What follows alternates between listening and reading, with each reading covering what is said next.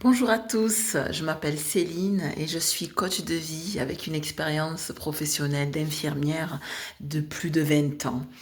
Le coaching est entré dans ma vie il y a à peu près moins de 10 ans maintenant et je suis donc spécialisée dans la capacité de l'être humain à observer l'aventure humaine qu'il expérimente tout simplement. Ça veut dire que nous avons tous des moments un petit peu perturbants dans notre vie à des intensités plus ou moins basses ou hautes. Ça va passer du simple blues quand il fait pas très beau dehors jusqu'à quelque chose de beaucoup plus intense, jusqu'à la maladie, le deuil, le divorce, la perte de toutes choses très importantes dans nos vies. Et bien sûr, chaque être humain va avoir une relation différente par rapport à ses liens d'attachement. Parfois, on perd quelque chose, c'est pas trop grave. Parfois, on perd quelque chose de très important dans nos vies. Et là, ça nous impacte beaucoup plus.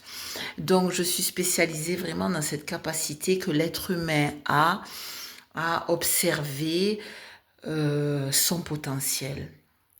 Le potentiel que l'être humain a à passer l'épreuve. Voyez, on a beaucoup de métaphores à ce sujet dans les livres euh, sacrés, hein, donc le Coran, la Bible, la Torah, etc., etc. Hein. Là, je parle pas de religion, mais je parle vraiment des écrits historiques qui parlent de ce lien que nous pouvons avoir, ces liens que nous pouvons avoir, parce qu'il y a plusieurs liens qu'on peut avoir avec le divin. Et certaines personnes disent l'univers parce qu'ils ont du mal à dire Dieu, mais peu importe finalement le nom qu'on va dire par rapport à cette énergie invisible quelque part. Donc nous sommes tous dans ce regard vers Dieu, l'univers, appelez-le comme vous voulez, quand on perd quelque chose. Alors vous avez remarqué que quand on perd quelque chose de pas trop grave, on va pas forcément lever les yeux au ciel et dire ah, mon Dieu, pourquoi j'ai ce chagrin de perdre cette chose. Quand c'est une petite chose, c'est pas grave. Mais quand vous perdez quelque chose de beaucoup plus puissant, là, ça vous impacte énormément. Et moi, aujourd'hui, en tant qu'infirmière et coach de vie, j'aimerais vous partager l'importance de travailler sur vous quand vous êtes dans une rupture sentimentale comme le divorce. Le divorce, c'est quelque chose de très puissant. Quand vous avez été marié, pour ma part, j'ai été mariée pendant 20 ans avec deux merveilleux enfants. Le jour où vous divorcez, que ce soit la personne qui vous quitte ou que ce soit vous qui quittez la personne, c'est pareil. Vous avez eu un lien d'attachement très important. Et un jour, ce lien n'existe plus dans la matière. Mais il est toujours là dans la poitrine. Une personne que vous avez vraiment aimée pendant 20 ans et avec qui vous avez eu des enfants, vous ne pouvez pas détruire ce lien, c'est impossible. N'essayez même pas. Par contre, vous allez avoir cette capacité de retravailler ce lien. Vous n'êtes plus avec votre mari, je vais parler en mode féminin parce que je suis une femme. Vous n'êtes plus avec votre mari, vous avez le vocabulaire mon ex-mari, mais dans votre poitrine, ça sera toujours votre mari. Dans votre émotionnel, ça sera toujours votre mari. C'est pas pour rien que vous avez été mariés plus de 10 ans.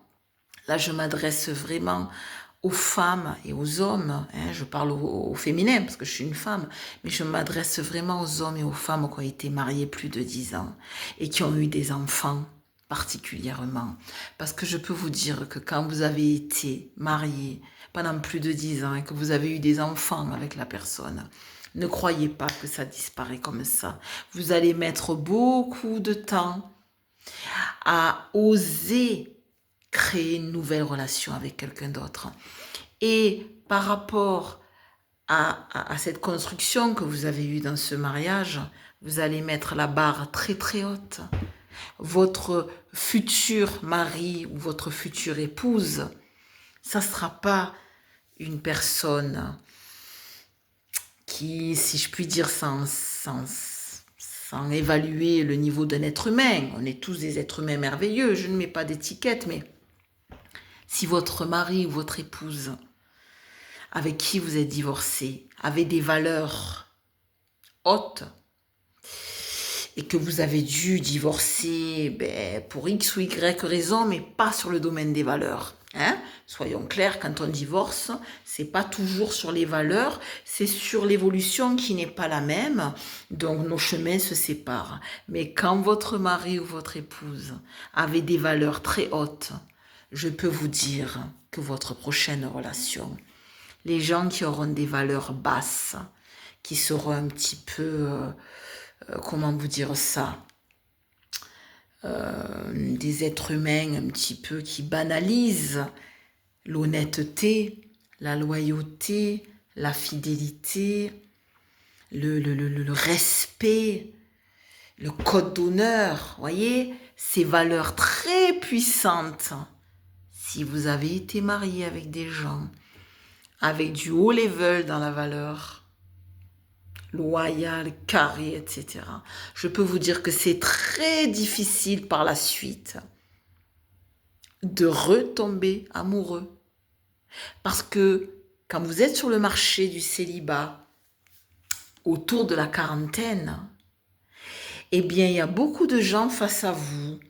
Donc, soit des gens jeunes qui ont malheureusement peu de valeur, parce que le mode éducationnel de la nouvelle époque, c'est un peu light. Soit vous avez des gens de vos âges, mais qui ont une perte de valeur, qui n'y croient plus, donc qui sont un petit peu des êtres humains avec une vibration assez basse, qui n'y croient plus. Mais si vous avez des valeurs, une vibration haute, que vous avez guéri vos blessures du divorce, pour rencontrer quelqu'un qui est à votre niveau de valeur, alors là, je peux vous dire, retroussez vos manches, ayez la foi en l'univers, Dieu, vous l'appelez comme vous voulez, parce que ça va être chaud. Parce qu'il n'y en a pas beaucoup de gens de haut level avec des valeurs qui sont à votre niveau. Et si vous êtes comme moi, vous avez quitté votre ex-partenaire pour des raisons d'évolution, pas des questions de valeur, je précise, alors là, je peux vous dire, j'ai 48 ans et je suis vraiment quelqu'un de positif, qui a la foi, qui est guéri de mes blessures de ce divorce et qui y croit vraiment. J'ai envie de rencontrer un homme de valeur, haut level, comme mon ex-mari. Mais je peux vous dire que c'est compliqué. Mais je ne vais pas diminuer mes standards sous prétexte que j'ai envie de rencontrer quelqu'un. Ça prendra le temps qu'il me faut. C'est pour ça qu'aujourd'hui je suis coach de vie. Pour vous dire, vous êtes qui vous êtes. Et peu importe le temps que ça prendra pour être dans une authenticité dans vos relations. Vous n'avez pas à baisser vos standards. Vous devez fréquenter des gens à votre niveau. Domaine amical, domaine amoureux, domaine professionnel. Et même, j'ai envie de vous dire, tout votre environnement, même le pays dans lequel vous habitez, même l'atmosphère qui règne autour de vous. Si vous avez des valeurs, si vous avez cette énergie de l'univers de Dieu, vous l'appelez comme vous voulez, mais si vous avez la foi et une estime personnelle, tous les environnements qui vont avoir des énergies basses, qui malheureusement sont dans leurs blessures, qui n'y croient plus, qui sont comme des pantins de bois, qu'on tire par des ficelles, ils iront dans toutes les directions pour assouvir leurs désirs. Mais vous n'avez pas de ficelle, vous avez une direction. Vous avez la foi, vous savez qui vous êtes. Donc, quand vous êtes à côtoyer des gens de vibration basse, parfois il va avoir des coups de waouh, de déclic. Et vous allez vous dire, next, cette personne n'est pas à mon niveau de valeur et je ne vais pas changer mes standards. Donc il vaut mieux être seul que mal accompagné. Choisissez bien vos relations parce que vos pensées, vos paroles, votre énergie doivent résonner avec votre environnement. Prenez soin de vous.